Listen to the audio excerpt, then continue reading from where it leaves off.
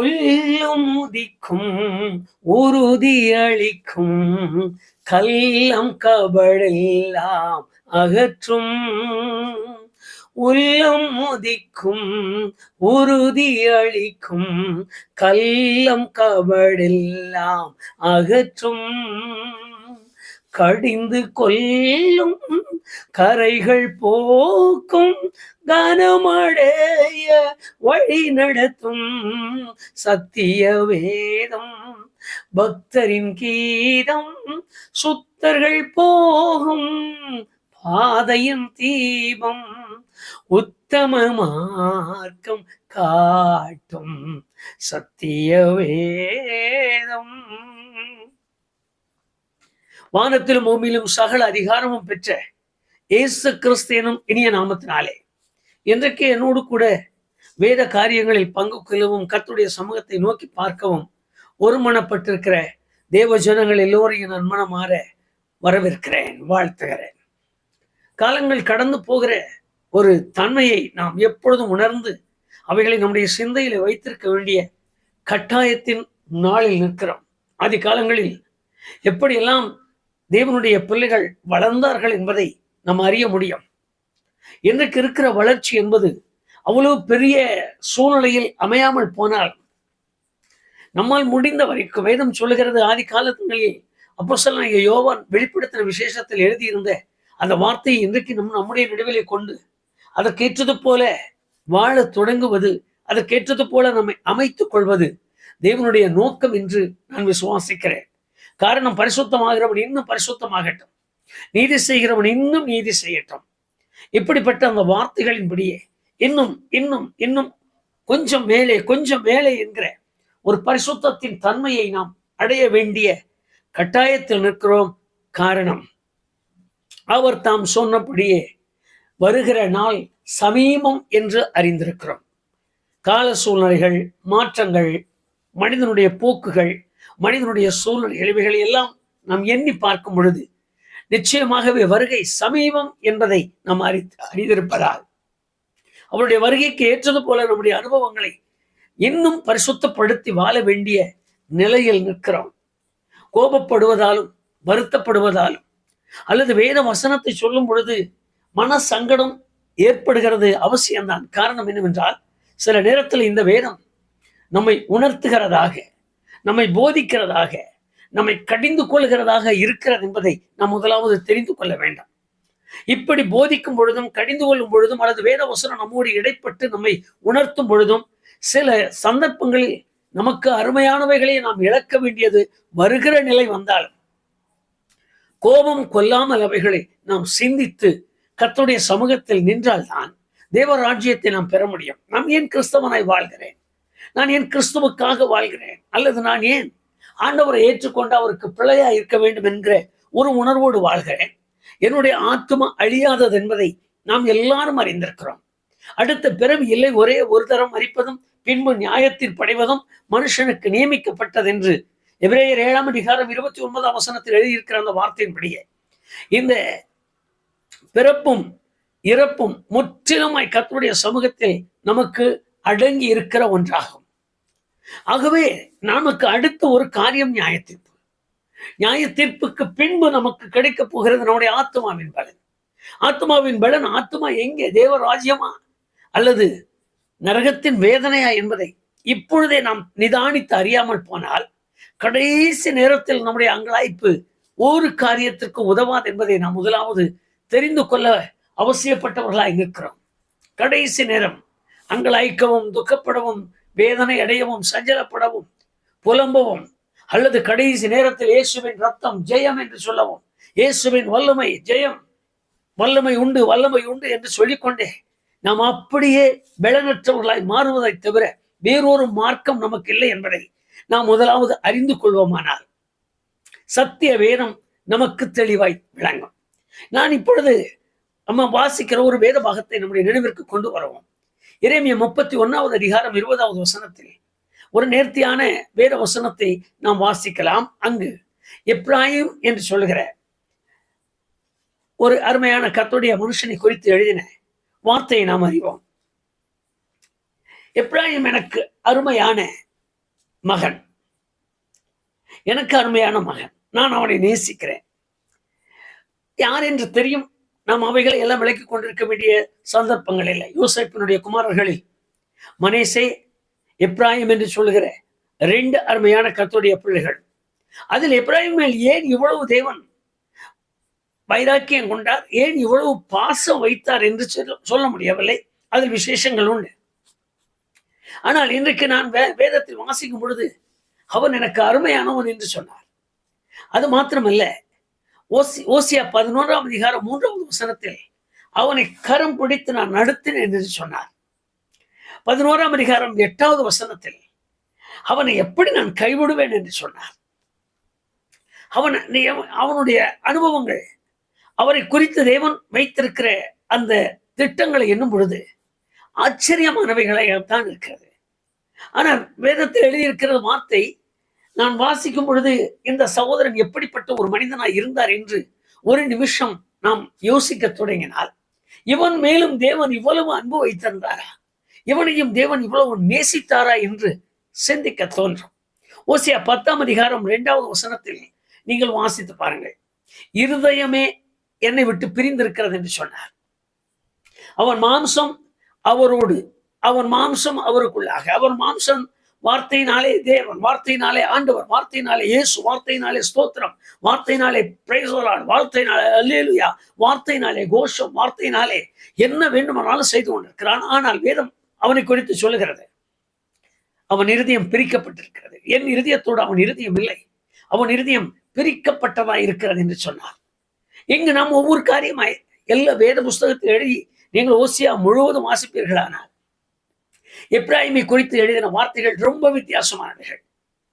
அது ஏன் அப்படி அந்த மனிதனுடைய காரியங்கள் மாறினது என்று தெரியவில்லை. அவ்வளவாய் அவன் ஆண்டவரை விட்டு தூரம் போன ஒரு மனிதன். ஒரு சில வார்த்தையை நம்முடைய உணர்வுக்காக, நம்முடைய பிரயாசத்திற்காக நாம் வாசிக்க தொடங்கலாம். ஓசியா 11ஆம் அதிகாரம் 12வது வசனத்தை வாசித்து பாருங்கள்.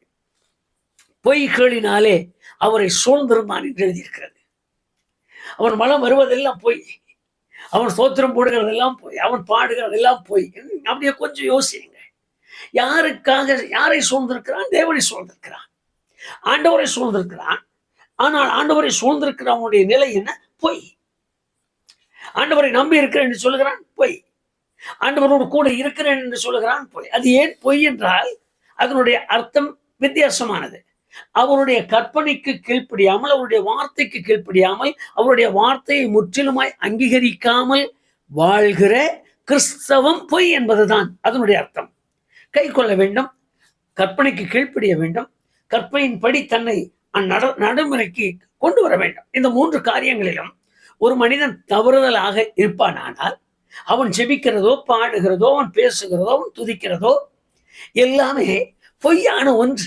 நான் அடிக்கடி நினைவு கொள்ளுகிற ஒரு காரியம், திடீர் சில ஒரு மாதத்திற்கு ஒரு முறை எனக்கு ஒருவர் தகவல் தருவார். நான் இன்றைக்கு உங்கள் ஆலயத்துக்கு செய்தி கொடுக்க வருகிறேன். பல முறை நான் அழைத்து அவரோடு பேசினேன், செய்தியும் கொடுப்பார், வருவார். அவர் போல மனம் போல அவர் அப்படி நடந்து கொண்டிருந்தார்.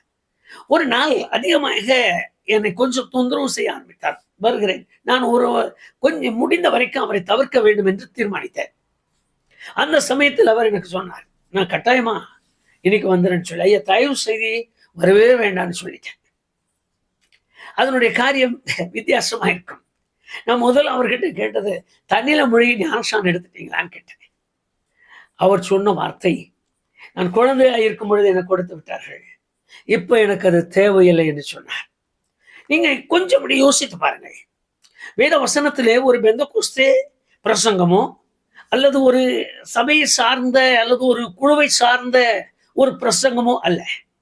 வேதம் சொல்லுகிற வார்த்தை எல்லாமே நமக்கென்று எழுதப்பட்ட வார்த்தைகளை அப்படியே நாம் கவனிக்காமல் போனால், நான் பொய்களினாலே சூழ்ந்திருக்கிறேன், நீங்கள் அதற்கு கிண்பு இதை குறித்து நான் பெரிய காரியமாய் சொல்லாமல் அடுத்தது போகலாம். 13ஆம் அதிகாரம் 1 ஓசியாவின் புஸ்தகம் 13:1 வசனத்தை வாசித்து பாருங்கள். பாகால் விஷயத்தில் கர்த்தருக்கு துரோகம் பண்ணின ஒரு மனிதன். 12ஆம் அதிகாரம் 14வது வசனத்தை பாருங்கள். இரவும் பகலும் கர்த்தருக்கு கோபமூட்டியே விரோதியாய் மாறினவர். 13ஆம் அதிகாரம் 13வது வசனத்தில் பாருங்க, விவேகம் இல்லாத பிள்ளை என்று எழுதியிருக்கிறது. விவேகம் இல்லாத பிள்ளை. அது மாத்திரமல்ல, அவனை 13ஆம் அதிகாரம் 12ஆம் வசனத்தில் அவன் பாவங்களை கட்டி தேவன் வைத்திருக்கிறாராம் நியாயத்திற்கு. அவ்வளவு கொடுமையான ஒரு மனிதன். இவ்வளவாய் தேவனை விட்டு தூரம் போன ஒரு மனிதன், தேவனுக்கு பிரியம் இல்லாததை போல நடக்கிற ஒரு மனிதன், தேவனுடைய சமூகத்தை நாடாத ஒரு மனிதன், மாம்சத்தில் மாத்திரம் தனக்கு உண்டாயிருக்கிற எல்லாமே சரி. சில நேரத்தில் சிலருக்கு சரியான கோபம் வரும். நாம் சொல்லுவோம், வேத வசனத்தில் இப்படி எழுதியிருக்கிறதையா, இந்த வேத வசனத்தின்படி தான் நான் நடக்கணும், இந்த காரியம் நமக்கு வேண்டாம், இந்த காரியத்தை நீங்க செய்ய வேண்டாம், இந்த காரியத்தை நீங்க நடத்த வேண்டாம், இப்படியெல்லாம் இருக்கக்கூடாதுன்னு சொல்லிவிடுவோம். வரும், ஆலயத்தை விட்டு நின்று கொள்வார்கள். எத்தனையோ பேர், எவ்வளவோ பேர் மறுபடியும் ஆராதனைக்கு வர மாட்டார்கள். அதற்கென்று ஒரு சாதாரண ஒரு காரியத்திற்கு போவார்கள். அப்படி நின்று ஏன் வரலன்னா, அவர் சுட்டி சுட்டி காட்டுறார், அவர் குத்தி குத்தி பேசுகிறார், இப்படி எல்லாம் சொல்லுகிற பழக்கம் நம்ம எல்லாருமே காதுகளில் கேட்கிறோம். சுட்டி காட்டுவதும் குத்தி காட்டுவதும் அல்ல அதனுடைய நோக்கம். உங்களை பகைத்து நாங்கள் என்ன செய்ய முடியும்? கர்த்தருடைய பிள்ளைகள் ஒரு விசுவாசியை பகைத்து என்ன செய்ய முடியும்? அதல்ல, கர்த்தருக்கு வேலைக்காரராய் நாங்கள் இருப்போம். கர்த்தருடைய ஊழியர்களாய் இருப்பதால் சில காரியங்கள் தவறு என்று சொல்லும் போது வேத வசனத்தோடு கூட ஒப்பிட்டு சொல்லுகிற காரியங்களுக்கு கீழ்ப்படிய வேண்டியது கர்த்தருடைய பிள்ளைகளின் வேலை. ஊழியரின் வேலையும் அதேதான், கர்த்தருடைய பிள்ளைகளின் வேலையும் அதுதான். இங்கு வேதத்தை வாசித்து பாருங்கள். 11ஆம் அதிகாரம் ஓசியாவின் புஸ்தகம் 3ஆம் வசனத்தில் கை பிடித்து அவனை பழக்குவித்தேன் என்று சொல்லுகிறார். 11ஆம் அதிகாரம் 8வது வசனத்தில் உன்னை எப்படிப்பா கைவிடுவேன் என்று சொல்கிறார். இதற்கு மேல் நாம் படித்த பாகங்களை எல்லாம் நினைவிற்கு கொண்டு வாருங்கள். கோபமூட்டின ஒரு மனிதன், அவருக்கு முன்பாக விவேகம் இல்லாத ஒருவன், அவருக்கு முன்பாக அவன் பாவங்களை எல்லாம் கட்டி வைக்கிற அளவிற்கு அவன் ஆண்டவருக்கு கீழ்ப்படியாத ஒரு மனிதன், பொய்களினாலே சூழ்ந்திருக்கிறவன். இன்னும் அந்த புஸ்தகம் ஓசியா முழுவதும் வாசித்து பாருங்கள். பேதையான புறா, கிடாரி, அவனை கட்டி உழுதாதான் அடங்குவான். இப்படி பலவிதமான வார்த்தைகளை வேதம் அவரை குறித்து சொல்லுகிறதை நாம் அறிவோம். ஆனால் எரேமியா 31:20 நேர்த்தியாக எழுதியிருக்கிறது, எனக்கு அருமையான மகன். இன்னும் நீங்கள் வேத வசனத்தை வாசித்து பாருங்கள். உன் நிமித்தம் எனக்கு மனவேதனை இருக்கிறது என்கிறார், நான் துக்கப்படுகிறேன் என்கிறார். இவ்வளவு காரியங்களை சொன்னவர் எப்படி அவன் மேல் இவ்வளவு மனதுருகினார்? அதுதான் இன்றைக்கு நம்முடைய சிந்தைக்கு வர வேண்டிய ஒரு காரியம். இத்தனை காரியங்களை பேசிக் கொண்டிருக்கிற தேவன் எப்படி அவன் மேல் இவ்வளவு மனதுருகினார்? எப்படி அவன் மேல் இவ்வளவு அன்பு வைத்தார்? உன்னை எப்படி மறப்பேன்? உன்னை மறப்பதால் என் இருதயம் கொதிக்கிறது, என் இருதயம் துடிக்கிறது. இப்படி எல்லாம் அவர் வித்தியாசமான வார்த்தைகளை சொல்லி அவனை எப்படி இவ்வளவு அன்பு காட்டினார்? நீங்கள் அதே ஓசியாவின் புஸ்தகம் 14ஆம் அதிகாரம் 8வது வசனத்தை வாசித்து பாருங்கள். அங்கு எழுதின வார்த்தை இன்னும் வித்தியாசமா இருக்கும். அந்த மனிதனுடைய ஒரே ஒரு செயல், விக்கிரகங்களை விட்டு விலகி ஆண்டவரிடத்தில் வந்திருக்கிறார் என்று அந்த ஒரு வார்த்தையை. மற்ற காரியங்களை குறித்து நமக்கு இந்த சந்தர்ப்பத்தில் நாம் தியானிக்க முடியாது. அவன் எந்த விக்கிரகத்தை நம்பி, எந்த விக்கிரகத்திற்கு பின்னால் ஓடி, எந்த விக்கிரகத்தோடு கூட இணைந்திருந்தானோ அந்த விக்கிரகத்தின் காரியங்களை எல்லாம் முழுமையாய் உதறி தள்ளிவிட்டு கர்த்தரை தேடத் தொடங்கி இருக்கிறார். இவன் கர்த்தரை தேடத் தொடங்கினதால் அவனுடைய வாயிலிருந்து வருகிற வார்த்தைகள், அவராலே அவன் கனி கொடுக்கத்தக்கதாக மேன்மையுள்ள புருஷனாய் இருப்பான் என்று அவர் அவனுக்கு வாக்கு கொடுக்கிறார். ஒரே ஒரு காரியத்தில் நான் சொல்லுகிற காரியங்களை எல்லாம் நாம் உண்மையாகவே சிந்திக்க கடனாளிகளாய் இருக்கிறோம். அருமையான மகன் என்றார், என்னாலே அவன் கனி கொடுப்பான் என்றார். எப்படி இவ்வளவு உருக்கம் அவன் மேல், எப்படி இவ்வளவு உருக்கம் அந்த எப்ராயிம் மேல்? என்ன செய்தார் அந்த மனிதன்? ஒரு சாதாரணமாய் நாம் சிந்திக்க தொடங்கி பாருங்கள். கர்த்தருக்கு பிரியம் இல்லாத ஒன்று விக்கிரக ஆராதனை. கர்த்தர் அருவருக்கிற ஒன்று விக்கிரக ஆராதனை. அவன் இந்த விக்கிரக ஆராதனையை விட்டு அவரிடத்தில் முழுமையாய் திரும்பினதற்காக இவ்வளவு மோசமாய் இருந்த ஒரு மனிதனை, இவ்வளவு தள்ளப்பட வேண்டிய மனிதனை, ஒதுக்கப்பட வேண்டிய வம்சத்தை அவர் திரும்ப என்னாலே அவன் கனி கொடுப்பான், நான் அவனை கட்டுவிப்பேன் என்று அவனுக்கு வாக்கு கொடுக்கிறார். அருமையான கர்த்தருடைய பிள்ளைகளே, இன்றைக்கு நாம் தேவ சமூகத்தை நோக்கி பார்ப்பதற்கு முன்பு கொஞ்சம் நம்முடைய உள்ளங்களை நாம் சிந்திக்க தொடங்கலாம். ஏன் தேவனுடைய ஜனங்களின் வாழ்க்கையில் தொடர்ச்சியான போராட்டங்கள்? ஏன் தேவனுடைய பிள்ளைகளின் வாழ்க்கையில் எத்தனை முறை எத்தனை பேர் வீட்டுக்குள் தேடி வந்து ஜெபித்தால் அந்த ஜெபத்திற்கு பதிலில்லாத நிலை? ஏன் கர்த்தருடைய பிள்ளைகளின் வீடுகளில் இன்னும் மனவேதனை, இன்னும் மன சங்கடங்கள்? இதனால் என்று நான் குறிப்பிட்ட ஒரு காரியத்தை சொல்லவில்லை. நடந்த சம்பவத்தை மனதிற்குள் கொண்டு வாருங்கள். கர்த்தருக்கு பிரியம் இல்லாத காரியம் இன்னதென்று அறிந்து எப்ராயிம் அந்த காரியத்தை தள்ளிவிட்டதால் தேவனிடத்தில் தயவு பெறுகிற ஒரு மனிதனாய் மாறிவிட்டார், ஒரு வம்சமாய் மாறிவிட்டார்கள். கர்த்தருக்கு பிரியமில்லாதவைகளை தள்ள தொடங்கினார். இவ்வளவு காரியங்கள், அவ்வளவுதான். அவருடைய வாழ்க்கையில் எது கர்த்தருக்கும் அவனுக்கும் தடை உண்டாக்குகிறது என்று யோசித்தார். நாம் அதிகமாக யோசிக்க வேண்டியது, ஆராதனைக்கு தடை உண்டாகிறது எது என்று நாம் நினைக்கிறதில்லை. நம்முடைய விசுவாசத்தின் வளர்ச்சிக்கு எது தடை என்று எண்ணுகிறதில்லை. நம்முடைய பக்திக்கு எது தடை என்று எண்ணுவதில்லை. நான் அபிஷேகம் பெறாமல் இருப்பதற்கு எது தடை என்று எண்ணுவதில்லை.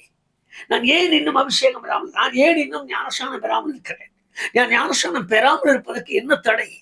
நான் என் தடையை பார்ப்பதில்லை, அவைகளை நான் கவனிக்கிறதில்லை. எனக்கு வேண்டியது ஜெபித்த உடனே தேவ ஆசீர்வாதம். எனக்கு வேண்டியது ஜெபம் கேட்ட உடனே அந்த சத்தத்தை அவர் கேட்டு உடனுக்குடன் எனக்கு பதில். இதைத்தான் நாம் எதிர்பார்ப்பதால் தேவ சமூகத்திலிருந்து சீக்கிரமாய் ஒன்றையும் பெற்றுக்கொள்ள முடிவதில்லை. அவர் விரும்புவது, அவருக்கும் நமக்கும் குறுக்கே நிற்கிற தடை என்ன என்று பார்த்து அதை ஒதுக்கி தள்ள ஆரம்பிப்போமானால் அவர் நம்மோடு சேர்ந்து கொள்கிறார். இந்த வேத வசனத்தின் முழுமையான காரியமே அது ஒன்றுதான். காரணம் என்னவென்றால், எரேமியா 2ஆம் அதிகாரம் 21வது வசனத்தை வாசித்து வாருங்கள். நற்குல திராட்சை செடியாய் எதிர்பார்த்து என்னை பாதுகாத்தார். 1 கொரிந்தியர் 3ஆம் அதிகாரம் 9ஆம் வசனத்தை வாசித்து பாருங்க. தேவனுடைய பண்ணை, தேவனுடைய மாளிகை என்று நம்மை குறித்து எழுதியிருக்கிறது. இவ்வளவு கிருபைகளையும் இவ்வளவு விசேஷங்களையும் பெற்றிருக்கிற நான் ஏன் இன்னும் தேவனோடு நெருங்க முடியவில்லை? அவர் என்னோடு நெருங்கவில்லை. ஏன் அவர் எனக்குள் வாசம் பண்ணுவதும் என்னுடைய காரியங்களை கவனிப்பதும் ஏன் அந்த எப்ராயிமை போல எல்லாவற்றையும் மறந்து என்னை அவரால் நேசிக்க முடியவில்லை? நாம் யோசிக்கிறதில்லை. நாம் அதை சிந்திப்போமானாலே நமக்கு புரிந்துவிடும். ஆகவேதான் தடித்து உட்கார்ந்து உமக்கும் எனக்கும் இடையில் என்ன இருக்கிறதையா, நான் இந்த கிருபையை பெற்றுக்கொள்ள எதை விட வேண்டும், நான் இந்த கிருபையை பெற்று அனுபவிக்க என்னிடத்திலிருந்து எதை நான் விட்டு கொடுக்க வேண்டும் என்று விரும்புகிறேன். நாம் கேட்பதில்லை. எல்லாரிடத்திலும் எல்லா காரியங்களையும் அவர் சொல்லுவதில்லை, நீ எப்படித்தான் இருக்க வேண்டும் என்று. அவருக்கும் அவனுக்கும் எது தடையா இருக்கிறதோ அதை மாத்திரம் அவர் விளக்க வேண்டும் என்று விரும்புகிறார். அவர் அதை விட்டு ஓய்ந்திரு என்று விரும்புகிறார். அதை தள்ளிவிடு, அதை களைத்து விடு. எப்ராயிமே, எனக்கு நீ அருமையானவன். எப்ராயிமே, உன் கைப்பிடித்து நான் உன்னை பழக்கி இருக்கிறேன். உனக்கு எல்லாவற்றிலும் நான் துணையாய் நின்று உன்னை ஆதரித்திருக்கிறேன். நீங்கள் ஆதி காலத்திலே எண்ணி பாருங்கள். யாக்கோபு ஆசீர்வாதத்தை கொடுக்கும் பொழுது மனம் அறிய வலதுகரத்தை எடுத்து சிறுவன் மேல் வைத்து ஆசீர்வதித்தார் என்று நாம் வாசிக்கலாம். அன்றைக்கு இருந்து அவன் மேல் அவர் வைத்திருக்கிற அன்பு, அவன் மேல் வைத்திருக்கிற கிருபை, அவன் மேல் வைத்திருக்கிற தயவு, அவனுக்கு பாராட்டி வந்த அன்பு எத்தனை பெரியது! இவ்வளவு பெரிய கிருபைகளை பெற்றிருக்கிற எப்ராயிம் இன்றைக்கு பரிதாபமான ஒரு நிலைமையில் மாறி போனதின் ரகசியம், தேவனுக்கு இஷ்டம் இல்லாததை தனக்கு உடைமையாக்கி கொண்டதால். நீங்கள் நானும் கொஞ்ச நேரம் நம்மை ஆராய்ந்து பார்க்க தொடங்கினால், குடும்பமாய் உட்காருங்க. ஐயா, ஒரு நிமிஷம் பிள்ளைகளோடு கூட உட்கார்ந்து யோசிங்க. ஆண்டவருக்கு பிரியம் இல்லாதது என்ன இருக்கு? ஆண்டவருக்கு பிரியம் இல்லாததா? நான் அவரை ஆராதிக்க முடியாதபடி எனக்கு தடை என்ன இருக்கு? நான் அவரை துதிக்க முடியாதபடி எனக்கு தடை என்ன இருக்கு? நான் அபிஷேகத்தால் நிறையக்கூடாதபடி எனக்கு தடை என்ன இருக்கு? என் பாரம்பரிய பழக்க வழக்கம். மற்றவர்கள் சொல்லுகிறது போல எனக்கு நான் ஆதியிலிருந்து அப்படி இருந்து விட்டோம், ஆதியிலிருந்து நாங்கள் இதில் நிற்கிறோம். இப்படிப்பட்ட சம்பவங்கள் எல்லாம் ஒருவேளை கர்த்தருக்கு பிரியம் இல்லாத ஒரு நிலையில் என்னை பற்றி இருக்குமானால், நான் அவரிடத்திலிருந்து பெறுகிற ஆசீர்வாதம் எனக்கு தடைத்தான். அவர் விரும்புகிற காரியம் என்னவென்றால், என் கிரியைகளில், என் மாம்சத்தில் அவர் கனிகளை விரும்புகிறார். ஆவிக்குரிய வளர்ச்சியில் என்னில் கனிகளை விரும்புகிறார். சாட்சியின் ஜீவியத்தில் என்னில் அவர் கனிகளை விரும்புகிறார். ஆகவேதான் என்னை உயர்குல திராட்சை செடியாய் படைத்தார். நான் அப்படி இருக்க வேண்டும், நான் அப்படி இருக்க வேண்டும் என்று. ஆனால் இன்றைக்கு தேவ சமூகத்தில் நான் சேரும் பொழுதெல்லாம் ஏதோ கிருபையை இழந்து நிற்கிறோம், மகிமை இழந்து நிற்கிறோம். அதற்கு காரணம் பிரியமில்லாதவைகள். ஒவ்வொரு நாள் பிரியமில்லாதவைகள். ஒரு குழந்தையை நான் பெற்றெடுக்க தொடங்குவோமானால், குழந்தை பெற்றதிலிருந்து அந்த குழந்தையை நாம் வளர்த்து வைக்கிற வரைக்கும் எந்தெந்த விஷயத்தில் அவருக்கு பிரியமுள்ளதாய் நாம் செய்தோம், எந்தெந்த காரியத்தில் நம்முடைய மகனுக்கு கர்த்தருக்கு பிரியமானபடி செய்ய வைத்தோம், எந்தெந்த விஷயத்தில் நம்முடைய குடும்ப காரியங்களில் கர்த்தருக்கு பிரியமாய் இருக்கிறதா என்று ஆராய்ந்தவர்களாக அதை செய்வித்தோம். அப்படியெல்லாம் செய்ய முடியுமா? அப்படியெல்லாம் நடத்த முடியுமையா? எல்லாம் ஒரே மாதிரியா இருக்குமா? நாங்கள் எல்லாம் ஒரே மாதிரியா செய்ய முடியுமா? ஒரு காரியத்தை மறக்க வேண்டாம், செய்ய முடியும், செய்ய முடியும். அவருக்காக எதை விட்டு கொடுக்கிறோம் என்பதுதான் இப்பொழுது. அவருக்காக எதை நான் உதறுகிறேன், அவருக்காக எதை நான் தள்ளிவிடுகிறேன், அவருக்காக எதை நான் விட்டு கொடுக்கிறேன், அவருக்காக என்ன அவமானத்தை நான் சகிக்கிறேன், அவருக்காக என்ன நிந்தையை நான் சுமக்கிறேன், அவருக்காக எந்த விதமான பாடுகளை நான் சகிக்க ஆயத்தமா இருக்கிறேன். அவர் அதை கவனிக்கிறார். எப்ராயிம் எத்தனை நேசத்தோடு அவன் பழகி இருந்த விக்கிரகங்களை விட்டு அப்படியே அவரிடத்தில் திரும்பினான். அதனாலே விக்கிரகத்தினாலே அவருக்கு கோபம் உண்டாக்கி, நீங்கள் வாசித்து பாருங்கள் 13ஆம் அதிகாரம் 1ஆம் வசனத்தில், பாகால் விஷயத்தில் எனக்கு விரோதமாய் எப்ராயிம் துரோகம் பண்ணினான். அவருக்கு விரோதமாய் எந்த விஷயத்தில் இருந்தாலும் அவைகளை அப்படியே ஒதுக்கி விட்டான். அவன் ஒதுக்கி தள்ளி ஆண்டவரிடத்தில் சேர தொடங்கினான். தேவன் அவனுக்கு கொடுத்த வார்த்தைகளை நினைவு கூர்ந்தார். நினைவு கூறுவது மாத்திரமல்ல, அவனை பார்த்து சொல்லுகிறார், நீ அருமையானவன், நீ எனக்கு அருமையானவன், உன்னை எப்படி நான் மறப்பேன்? நீ எனக்கு அருமையானவன், நான் உன்னை எப்படி கைவிடுவேன்? நீ எனக்கு அருமையானவன், நான் எப்படி உன்னை விட்டு விலகுவேன்?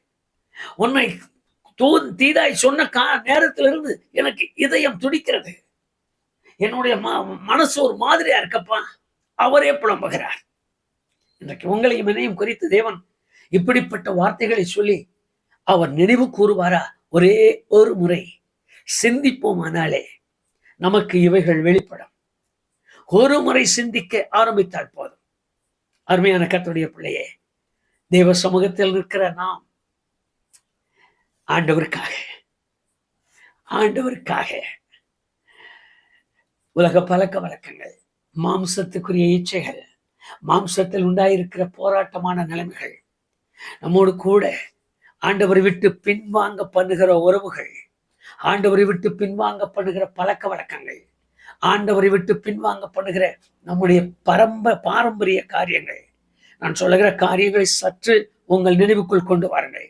ஆண்டவரை விட்டு பின்வாங்க பண்ணுகிற என்னுடைய பாரம்பரிய பழக்க வழக்கங்கள், ஆண்டவரை விட்டு பின்வாங்க பண்ணுகிற என்னுடைய பொல்லாத காரியங்கள், எப்படி எல்லாம் நான் விட்டு விலக வேண்டியவனாய் இருக்கிறேன், எவைகளை நான் ஒதுக்க வேண்டியவனாய் இருக்கிறேன், எவைகளை நான் தள்ளிவிட வேண்டியவனாய் இருக்கிறேன்.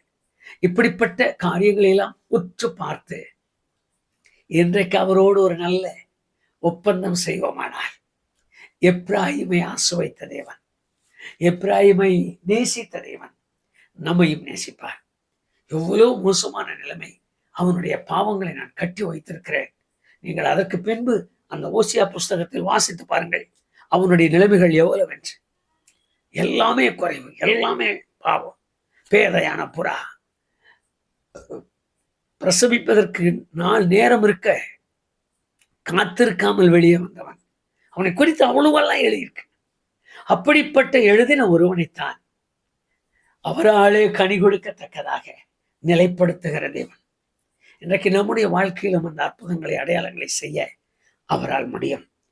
ஒருவேளை என் அருமையான சகோதர சகோதரி, என் அருமையான தாயே, என் அருமையான தகப்பனே, என்னை கேட்டுக்கொண்டிருக்கிற எனக்கு அருமையான தேவ பிள்ளையே, தேவன் தமது அற்புதத்தை உங்களிடத்தில் காண்பிக்காமல் அவருக்கு பிரியமில்லாத ஏதாவது ஒன்று உங்கள் உள்ளத்தில் அவர் உணர்த்துவாரானால், ஒருவேளை இதன் மூலமாய் தேவன் தமது வல்லமையை விளங்க பண்ண முடியாமல் அது தடையா இருக்கிறது என்று உங்களுடைய ஜெப நேரத்தில் நீங்கள் வேதம் வாசிக்கும் பொழுது, நீங்கள் செய்தி கேட்கும் பொழுது, நீங்கள் ஆண்டவருடைய பாதத்தில் காத்திருக்கும் பொழுது, உபவாசிக்கும் பொழுது, ஆவியானவர் உங்களுக்குள்ளே உணர்த்தி உங்களை கடிந்து கொண்டு உங்களை போதிப்பார். ஆனால் அப்பொழுதே அவருடைய சமூகத்தில் அதை அர்ப்பணித்து, ஆண்டவரே, ஆராதனைக்கு தடையா இருக்கிற இவைகளை ஒதுக்குகிறேன், பரிசுத்தத்திற்கு தடையா இருக்கிற இவைகளை ஒதுக்குகிறேன், தேவ சமூகத்தில் நான் சேருவதற்கு தடையா இருக்கிறேன், என்னுடையக்குள் இருக்கிற இந்த வைராக்கியம், கோபம், எனக்குள் இருக்கிற அந்த வேண்டாத கிரியைகள், எனக்குள் இருக்கிற பிசாசின் அந்தரங்க கிரியைகள், அந்தகார கிரியைகளை ஒதுக்கி தள்ளுகிறேன், எனக்குள் இருக்கிற மறைமுகமானவைகள் எல்லாம் இன்றைக்கு நான் தள்ளி விடுகிறேன். உம்மோடு சேர விடாமல், உமது சமூகத்தை பார்க்க விடாமல், உம்மோடு இணைந்து நிற்க முடியாமல் எனக்கு எவைகள் எல்லாம் தடை என்று நான் உணர்கிறேனோ அவைகள் எல்லாம் நான் ஒதுக்கி தள்ளி உம்முடைய சமூகத்தில் நான் ஒப்புரவாகிறேன். அன்றைக்கு இப்ராஹிமை நேசித்த அந்த நேசம், அந்த அன்பு இன்றைக்கு என்னை நேசிக்கும்படி இரக்கம் கொள்ளும். நாம் கேட்க தொடங்கினால் நிச்சயமாகவே அவர் நமக்கு பதில் கொடுப்பார். அன்றைக்கு நேசித்த அதே அன்பினால் நம்மையும் கட்டி அணைத்துக் கொள்வார், தமது மார்போடு சேர்த்துக் கொள்வார், பெரிய கிருபைகளை காண்பிப்பார். அருமையான கர்த்தருடைய பிள்ளையே, இலவசமாய் கிடைக்கிற இந்த கிருபை, நம்மேல் வைத்திருக்கிற இந்த அன்பின் ஆழங்களை நீங்கள் இழந்து போகாமல் உங்களை ஆராய்ந்து பார்த்த ஆவிக்குரியவர்களாய் மாற்றுங்கள், கர்த்தருடைய ஜனங்களாய் மாற்றுங்கள், தேவனை நேசிக்கிற பிள்ளைகளாய் மாற்றுங்கள். பழக்க வழக்கத்திலிருந்து, பாரம்பரிய பழக்கத்திலிருந்து முற்றிலும் விடுபட்டவர்களாய் தேவ முகத்தை தேட உங்களை அர்ப்பணியுங்கள். நாம் ஜெபிக்கலாம். நல்ல பிதாவே, உமது முகத்தை பார்க்க தந்த பெரிய கிருபைக்காக நாங்கள் நன்றி சொல்கிறோம்.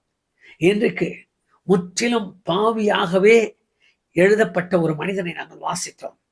ஆனால் அந்த மனிதனை பார்த்து நீர் அருமையானவன் என்று சொன்னதையும், ஆண்டவரே, உன்னை குறித்து நான் பேசினதிலிருந்து எனக்கு என் மனது, என் இதயம் துடிக்கிறது என்று நீர் சொல்லி அவனுக்காக அங்கலாய்த்ததையும், உன்னை எப்படி மறப்பேன், எப்படி கைவிடுவேன் என்று அவனை குறித்து நீர் புலம்பினதையும் நாங்கள் வாசித்தோம். எவ்வளவு குறைகள் செய்தவனை ஏன் நேசித்தீர் என்று நாங்கள் அறியும் பொழுது, உமக்கும் அவருக்கும் என்ன தடை என்று அறிந்தாரோ அந்த தடையை நீக்கி போட்டு உம்மோடு ஒப்புரவான அந்த சம்பவத்தை இன்றைக்கு எங்கள் நினைவிலே கொண்டோம். ஆண்டவரே, இன்றைக்கும் இந்த வேத வசனத்தை கேட்ட பின்பு யாரெல்லாம் உமக்கும் அவருக்கும், உமக்கும் அவர்களுக்கும் தடையா இருக்கிற காரியம் என்று ஆவியானவராலே உணர்த்தப்படுகிறார்களோ, அது என்ன காரியமானாலும் அவைகளை விட்டு விலகுகிற உள்ளத்தாரும், ஆராதனைக்கு தடையாக, அபிஷேகத்திற்கு தடையாக, தண்ணீரில் மூழ்கி பெறுகிற ஞானஸ்நானத்திற்கு தடையாக, பரிசுத்த வாழ்க்கைக்கு தடையாக, ஆண்டவரை இன்னும் உம்மோடு கிட்டி சேருவதற்கு தடையாக, கர்த்தருடைய பந்திக்கு தடையாக, அவருடைய வாழ்க்கையில் என்னென்ன எல்லாம் அவர்கள் ஆவியானவர் உணர்த்துகிறீரோ அந்த உணர்வுக்கு ஏற்ற எல்லாவற்றை அவர்கள் விட்டு உம்மை பின்பற்றுகிற உள்ளத்தை அவர்களுக்கு தாரும். உம்மை பற்றி பிடித்துக் கொள்கிற உள்ளத்தார், விக்கிரகங்களை ஒழித்தது போல விக்கிரகமாய் தோன்றுகிற, வேதம் விக்கிரகம் என்று சொல்லுகிற எல்லாவற்றையும் ஒதுக்கி தள்ளுகிற அனுபவத்தார், எல்லாவற்றையும் விற்று உம்மை பின்பற்றுவதற்கு அவர்களுக்கு இருதயத்தை திறந்தரணும். எப்ராஹிமை நேசித்த என் தெய்வமே, உம்முடைய அருமையான பிள்ளைகளை நீ நேசித்தரணும். அவர்கள் மேலும் கோபம் கொள்ளாமல் அவர்களை உம்முடைய மார்போடு அணைத்துக் கொள்ளும். நான் ஆண்டவருக்கு தடையாய் இருக்கிற இவைகளை விட்டதால் ஆண்டவர் என்னை நேசிக்கிறார் என்று அவர்கள் சொல்லட்டும். மாத்திரமல்ல, உம்மாலே அவர்கள் கனி கொடுப்பார்கள் என்று எப்ராஹிமுக்கு நீர் வாக்குத்தத்தம் சொன்ன செய்தது போல, இன்றைக்கு தங்களை சுத்திகரித்து உமது சமூகத்தில் சேர்கிற உடைய பிள்ளைகளுக்கு அவர் உம்மாலே அவர்கள் கனி கொடுக்கட்டும், உம்மாலே அவர்கள் மேன்மை அடையட்டும், உம்மாலே அவர்கள் பாக்கியவான்களாய் மாறட்டும். இயேசு கிறிஸ்துவின் நாமத்தில் ஜெபிக்கிறேன் பிதாவே, ஆமே ஆமே. எப்ராஹிமின் தேவன் உங்களுடைய மனம் உருந்துதலையும் உங்களுடைய அர்ப்பணிப்பையும் கவனித்து உங்களுக்கு நன்மை உண்டாக நினைத்தருள்வாராக. ஆமே ஆமே.